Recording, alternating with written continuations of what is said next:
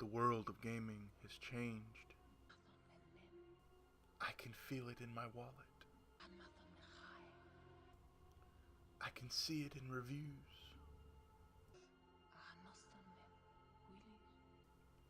I can hear it in podcasts.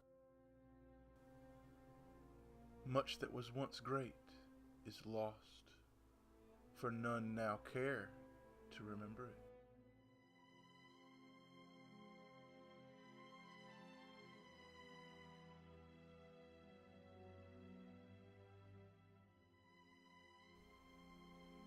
It began with the forging of the great companies, Nintendo, saviors of the video game industry, and great innovators to which all others would aspire to. Sony and Microsoft, creators of robust online infrastructures.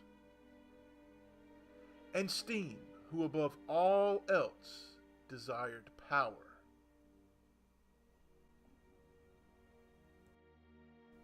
Within these companies were models to satisfy each fan base. But they were all of them deceived, for another model was made.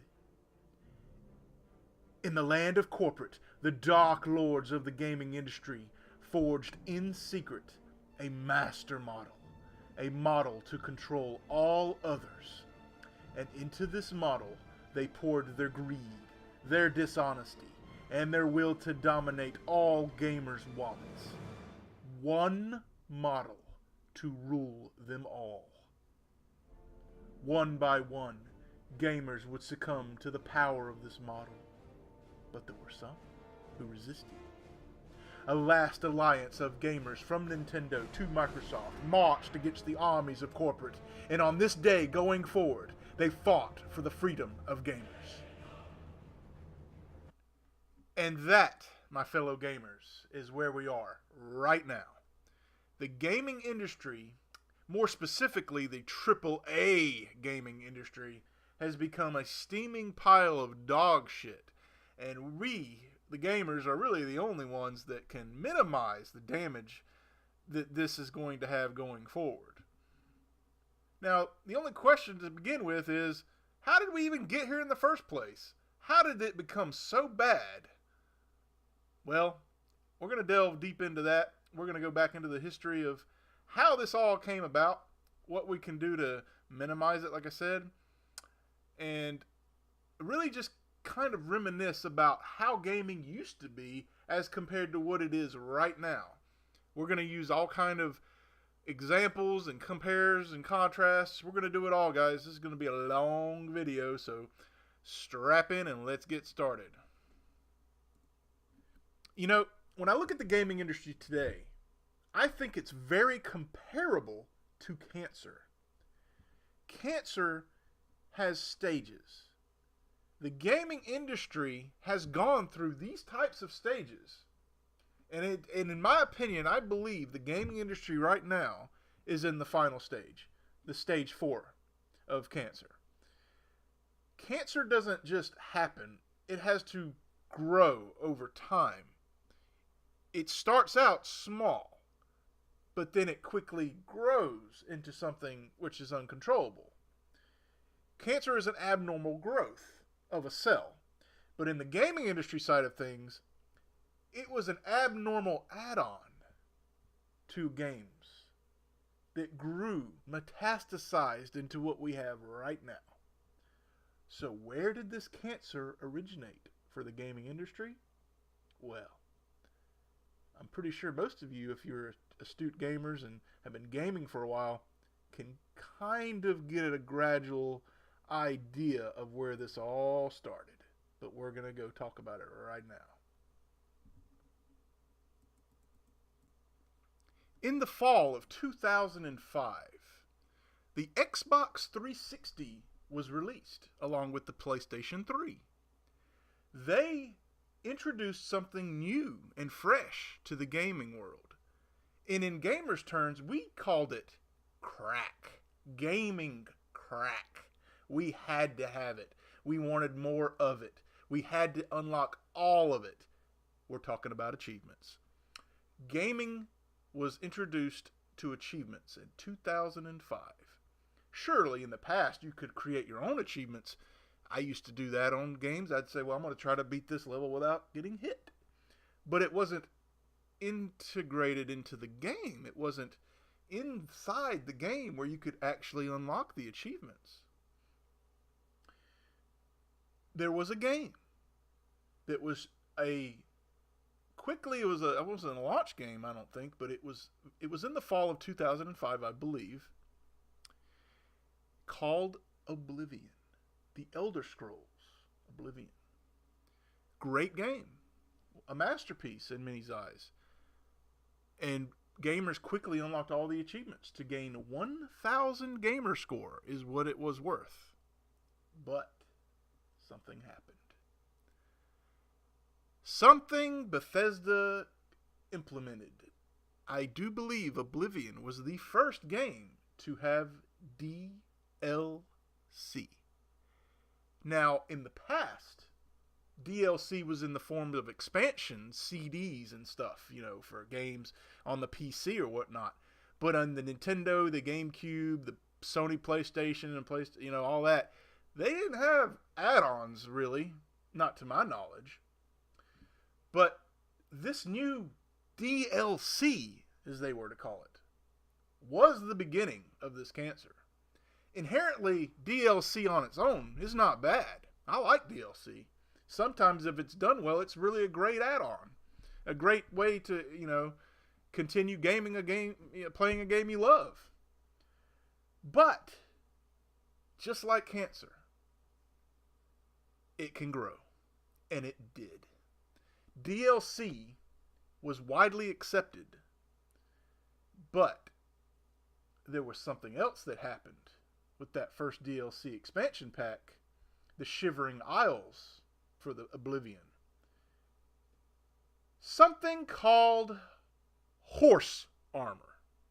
An add-on inside the game to customize your horse with horse armor. Yes, horse armor. So now we have a system of currency in the Microsoft store called Microsoft Points, where you could take Microsoft Points and purchase games or add-ons in this case. Well, people they warmed up to it, and they gave Bethesda a clear message. People like this stuff. I think we'll just keep on doing it. And so other companies, they started putting out DLC. But not all DLC is created equally. Not everybody is created equally as far as their motives. So, now we have a case where there's a wide spread of DLC. It's growing into this phenomenon where, well, it's expected. If a game came out, you expected to see DLC. Well, that's all fine and good. That's something. But then you get something else that happened. After DLC, companies were like, maybe we can hold back content and charge even more money for them to get this so-called add-on. Or in this case, we're going to call it season passes. This next stage of the cancer of the gaming industry. So first we had DLC. Then we had season passes. Again, stage 2. It's not deadly yet. However, it's going to be bigger than stage 1. It has grown a bit. Gamers still just let it go. They didn't put their foot down and say, you know what? No, this is not right. We're not going to go for this shit. No, they just kept buying it and buying it and buying it. And companies were like, well, we got away with that too. So, what are we going to do next? Well, At this point, gamers are starting to get upset. They're seeing all this content with these season passes being locked behind a paywall. And they're saying, well, I just bought this game for $60 and yet I still have to pay $30, $40 for this damn season pass. And many YouTubers have seen this, and Angry Joe has made it on many of his videos, and we're going to show you all that later. Season passes. Locking content behind a paywall. Gamers are like, nope, I'm going to pirate it. Nope, going to pirate it. Avoid all this season pass and all this. I don't have to pay a dime because you're screwing me. I'm going to screw you back. That was the mentality of the gamers, or the pirates in this case. Whatever. I don't condone piracy, but in this case, I could see why they tried to do it. Companies were like, we have to combat this somehow. I introduce you to Stage 3, online DRM, digital rights management, as it's called.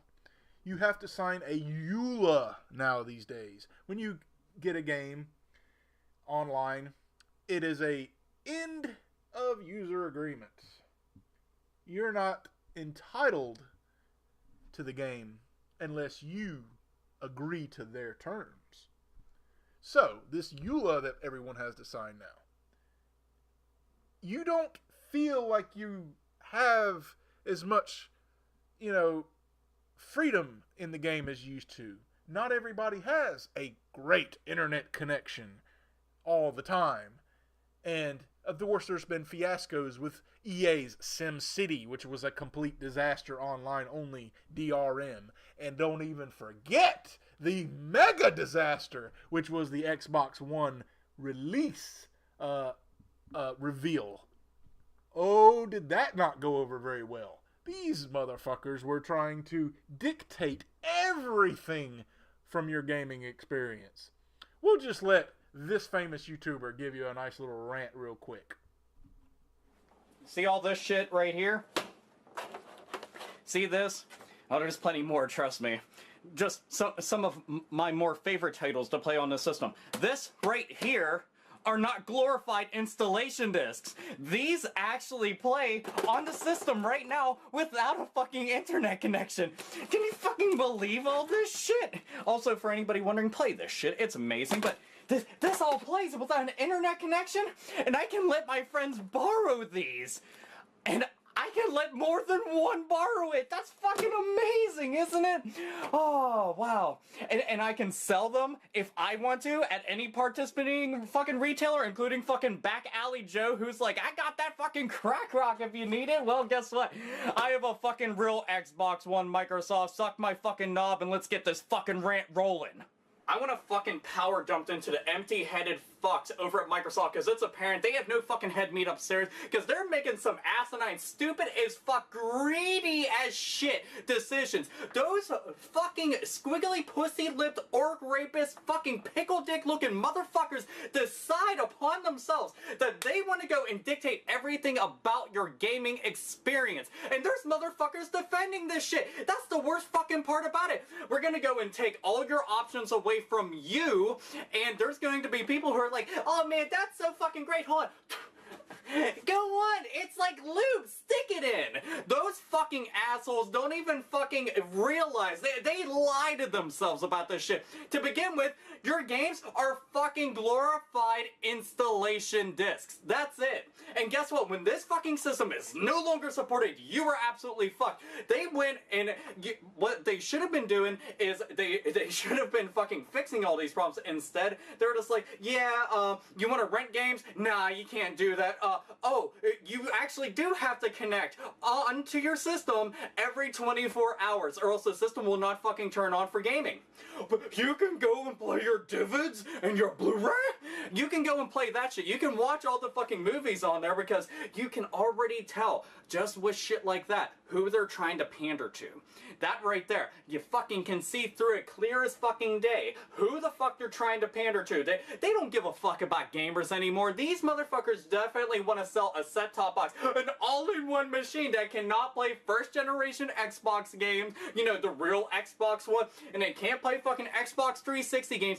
Oh, wait, but I have to go on the fucking, the cloud, go on the cloud. Here, I'm gonna fucking throw some wisdom at you. You know why it has a 500 gig hard drive? You know why there's mandatory installations and shit? Here, let me fucking tell you. They want you to get a gold account. They want you to depend on the fucking cloud. They want to fucking close you in, and they want to bullshit you and make it seem like that they're giving you options. They're really fucking not. They took them all away. However, in this case, the gamers fought hard enough. They didn't sit back and say, we'll just accept this. Although there were some idiots that defended it. But in the end, everything Microsoft had planned to do did not happen.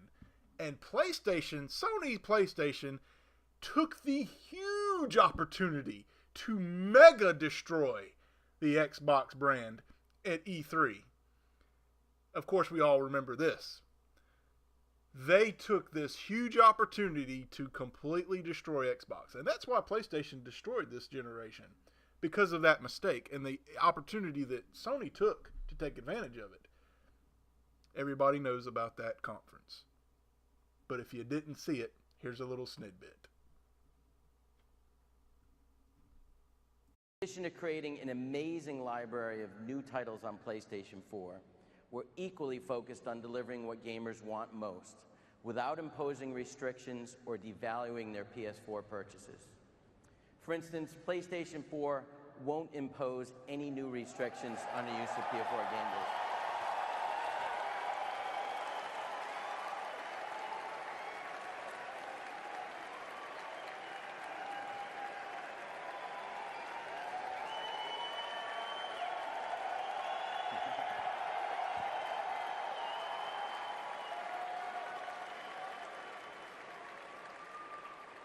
Guess that's a good thing. We believe in the model that people embrace today with PlayStation 3 and continue to demand. Just heard you there. When a gamer buys a PS4 disc, they have the rights to use that copy of the game. They can trade in the game at retail, sell it to another person, lend it to a friend, or keep it forever.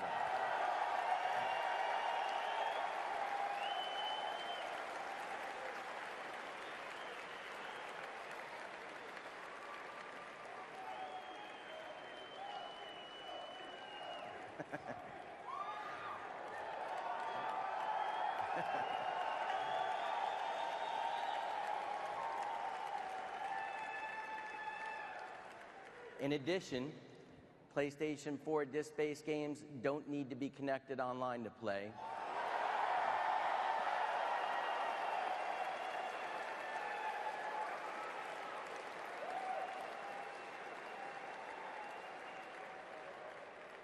Or for any type of authentication. If you enjoy playing single-player games offline, PS4 won't require you to check in online periodically.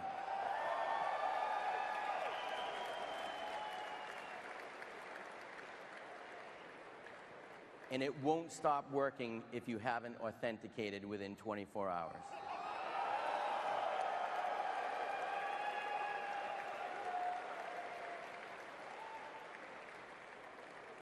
Bear in mind, however, this would not have probably happened because Sony was deciding to do the damn same thing. They were going to do the same thing because that's what competition does.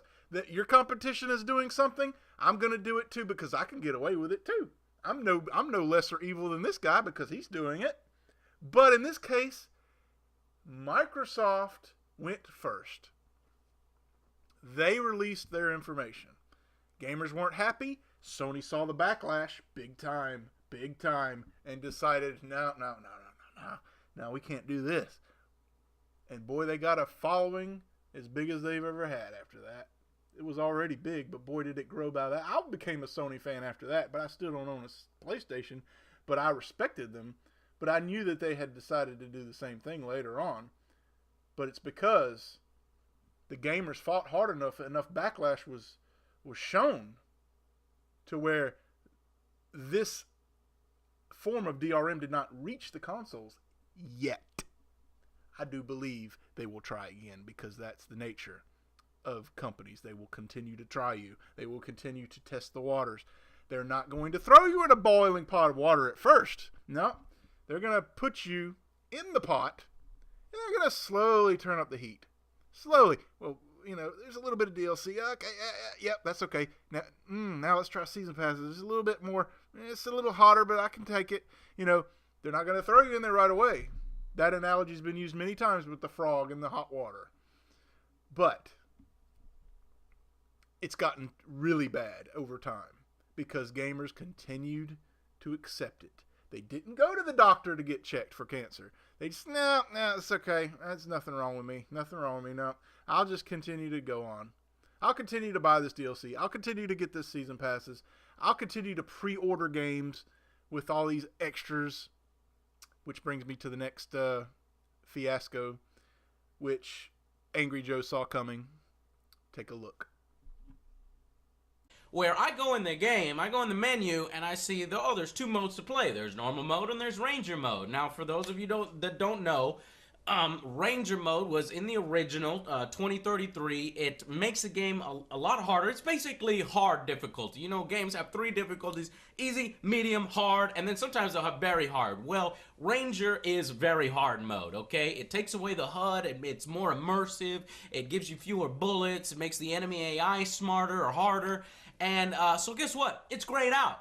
And I can't play it. And I'm trying to figure out why I can't play it. And I look closely, and I can't show you this, but it says something like, you must download it. It's DLC, okay? And this isn't day 1 DLC, because I go on the Steam page, and I see that the Steam page it says a pre-order for a free upgrade to a limited edition. So basically, fuck limited edition. What it is, it's a pre-order incentive, okay? Well, what do you get for the pre-order incentive? You get an exclusive in-game weapon. You get 100 military-grade bullets, which are currency in the game, shiny bullets, and you get the Ranger mode. That's right. They completely remove a mode from the game unless you pre-order the game. They say no Ranger mode for you unless you pre-order the game. If you don't pre-order the game, guess what? You can still have the Ranger mode after the game comes out. Charge you $5 for Ranger mode. They want $5 for the way that everybody wants to play Metro. They want to charge you $5.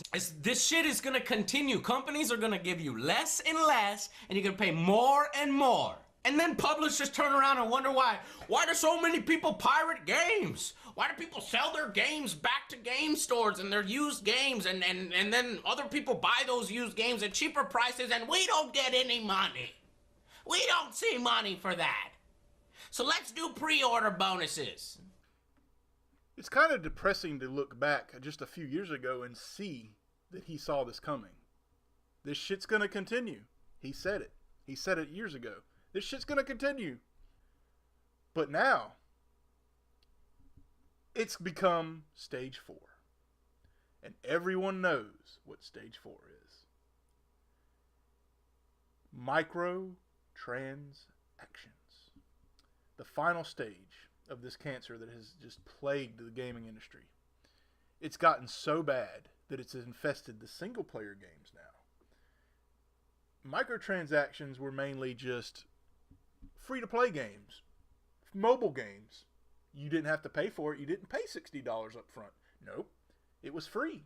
So, you put a little money here and there, you're paying for the game. And all the hours you spent playing it. But here we have a single player campaign now. This new Shadow of War from what I call one of the most greedy publishers in the industry, WB. This is one of the worst publishers in the gaming industry right now. Ubisoft, WB, EA, and 2K, they're all guilty of this. I don't want to hear any fanboys defending this shit, because this has gotten really bad. I bought 2K18, NBA 2K18, and I had no idea the microtransactions were going to be as bad as they were. You can't even get a fucking haircut without paying money. This is absolutely ridiculous. Of course, you could grind, but that's the way they get you. They make it so tedious and so time consuming that no one's got enough time in the world to do this stuff. You have to pay money. It's been that way since Madden Ultimate Team. You have to pay money to get better. And 2K has made it so increasingly terrible for you to grind through all this 65 ranked player.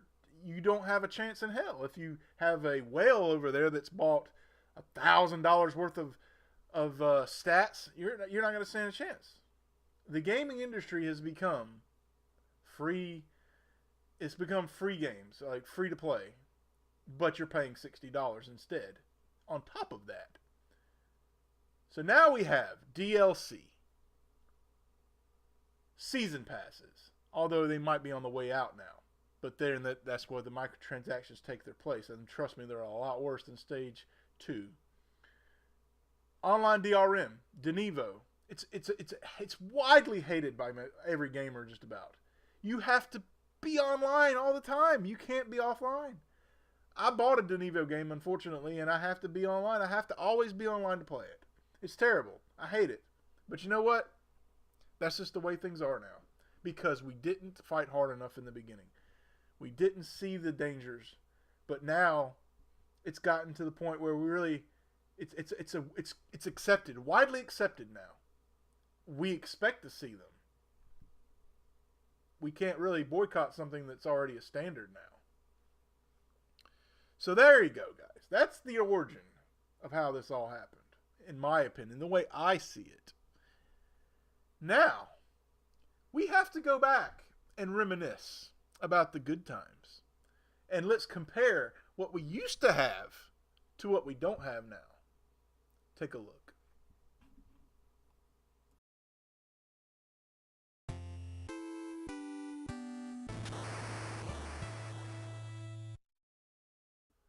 Ah, the Konami code. Even if you're not a hardcore gamer, you've probably heard of this code.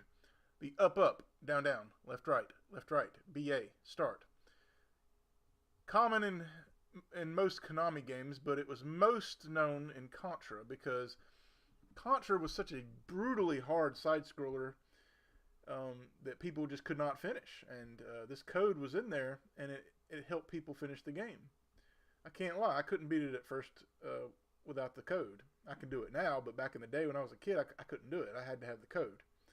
But this is something that is not present in modern gaming nowadays. Nope. Instead, they want to make you pay for it. How do you say they make you pay for it? Well, you guys remember Mortal Kombat? You remember that awesome arcade game back in the mid-90s that everybody was crazy for? Take a look. Mortal Kombat 2, it was blood for all. How to do the finishing moves and how to unlock secret characters was a daily school bus and lunchtime conversation. You could be the most geeky, socially awkward kid in school, but as soon as you'd show up passing around Mortal Kombat codes, you were the ultimate hero. There was a mystique to these games. It was all about secrets and rumors, such as a swearing code and a nude code. One time somebody printed out a move list which they got from connecting their computer to their telephone line. It was like science fiction shit, but it turned out to be an early form of something even bigger than life itself, called the internet. As I remember it, the mid-90s was the peak of Mortal Kombat fever, which led up to Mortal Kombat Trilogy in '96. It combined everything you wanted from the first 3 games. With new generation game consoles like PlayStation and N64, the games were getting closer to arcade quality. To quote James Rolfe here, he said, Mortal Kombat Trilogy gave you everything you wanted from the previous 3 games. It had a huge roster of characters. I want you to pay attention to the very lower left corner of this screen here. That's Goro.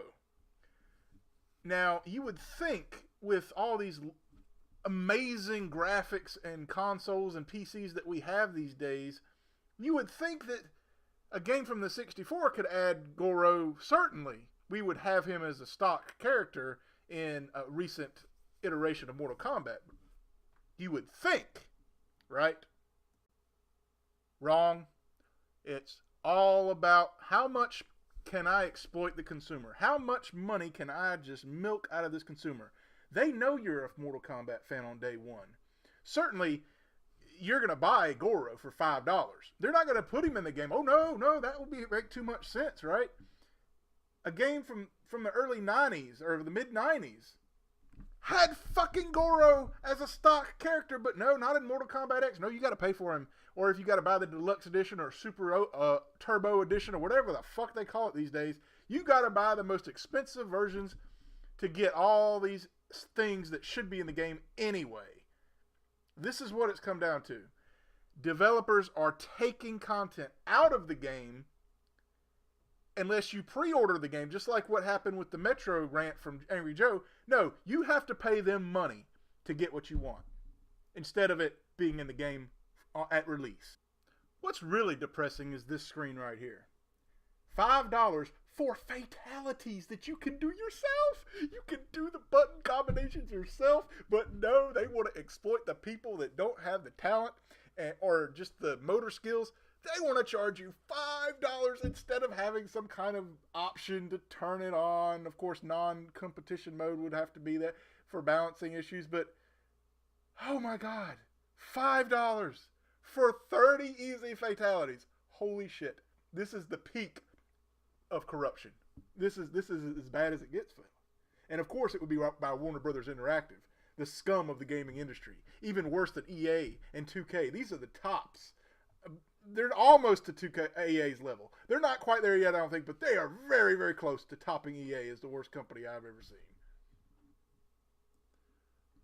Now we're going to talk about one other thing that we don't have in video games anymore most of the time. But it's something very cool. And I shot a little video just to show you guys real quick. Take a look. Alright guys, we're going to take a quick look here. It's something else that we don't have anymore in games. This is a physical release of a recent Nintendo Switch game by Nicalis. They do physical releases for the Switch, and I'm very appreciative of that because it brings back a little bit of a nostalgia for me, because here's one of the other things that we don't have anymore in games. We don't have instruction manuals. Of all things, guys, instruction manuals. Back in the day, we used to have these in every game. Now they're a luxury. They're a freaking luxury nowadays. But remember how nice and colorful these things used to be? You know, I remember the old Zelda, the original Zelda, had a lot of good colorful illustrations. And this kind of brings me back to that, you know. It's really nice, and I'm going to be buying every physical release from Nicalis. I think they're coming out with some of my favorites from Steam, like 1001 Spikes, which I'm hoping to get that soon.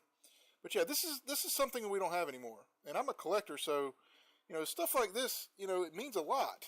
It means a lot when you have a developer that actually cares and puts in the time to actually give us stuff like this. But this is another thing, guys, that we don't have anymore. It's a luxury nowadays. It's not the standard anymore. And that about wraps it up, guys. I know it's been a really, really, really long video, but there's a lot to talk about. Of course, I wanted to talk about more things, but I didn't want to make it too terribly long. But this is a bad state we're in if you're a gamer. I mean, it's gotten so bad, but we've only gotten here because it's our own fault. We didn't fight hard enough. We didn't march against the armies of corporate hard enough like we did on the Xbox One DRM policies. But they'll try again. They will. Just like Bethesda brought back paid mods in this creator program that they're implemented now. You can bet your ass that this war it's just started. We're in a constant state of battle with these companies. They're going to try to screw you, take your money as much as they can, and give you less and less, and you'll be paying more and more, just like Angry Joe said. I'll leave you guys with this.